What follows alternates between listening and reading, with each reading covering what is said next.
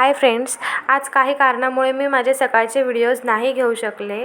असो, पण मी आत्ता दुपारनंतरचं माझं रुटीन तुमच्यासोबत शेअर करते. सकाळचे धुतलेले कपडे वाळले होते, मग मी ते घरामध्ये घेऊन आले आणि प्रिशा ही जागीच होती म्हणून मी तिच्याशी गप्पा मारत, तिला खेळवत, तिला हसवतच सर्व कपड्यांच्या घड्या घालून घेतल्या आणि घरामध्येही बसून बसून मलाही खूप कंटाळा आला होता म्हणून थोडंसं घराच्या बाहेर पोर्चमध्ये मी तिला घेऊन चक्कर मारत होते. थोडंसं मोकळ्या वातावरणामध्ये तिलाही खूप बरं वाटलं आणि मलाही खूप बरं वाटलं. म्हणजे थोडंसं रिलॅक्स वाटलं. घरामध्येही राहून राहून सारखा कंटाळा येऊन जातो. त्याच्यानंतर आम्हा दोघी मायलेकींची मस्ती चालू होती. खरं तर मला तिला झोपी घालायचं होतं, पण ती काही झोपतच नव्हती. तिलाही आता खूप मस्ती लागायला लागलेली आहे.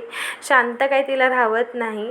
मग मी तिला कडेवर घेऊन तिच्यासोबत गाणे वगैरे गात गात तिला फिरवत वगैरे असं म्हणजे तिच्याशी खेळत होते आणि तीही खूप हे सगळं एन्जॉय करत होती.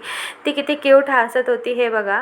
त्याच्यानंतर मग मी संध्याकाळी मस्तपैकी दिवाबत्ती करून घेतली, शुभम करोती म्हणून घेतलं, देवाच्या पाया पडल्या आणि त्याच्यानंतर संध्याकाळच्या जेवणाची तयारी करायची होती. दुपारी कोबीचे पराठे केले होते म्हणून संध्याकाळी शेंगदाण्याची आमटीच करायचं ठरलं.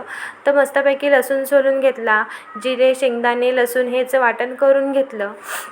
वाटण झाल्यानंतर कांदा, टमॅटो चिरून घेतला. ते सगळं व्यवस्थित असं परतून घेतलं आणि त्याच्यानंतर ते वाटण मी त्याच्यामध्ये टाकून दिलं आणि त्याच्यामध्ये लाल तिखट, हळद, मीठ हे सगळं टाकून घेऊन हे बघा, ही आमटी माझी तयार झाली होती. आता जेवायचं होतं. हे प्रिशाला झोका देत होते आणि त्याच्यानंतर आम्ही जेवायला बसलो. तर असा होता माझा आजचा दिवस.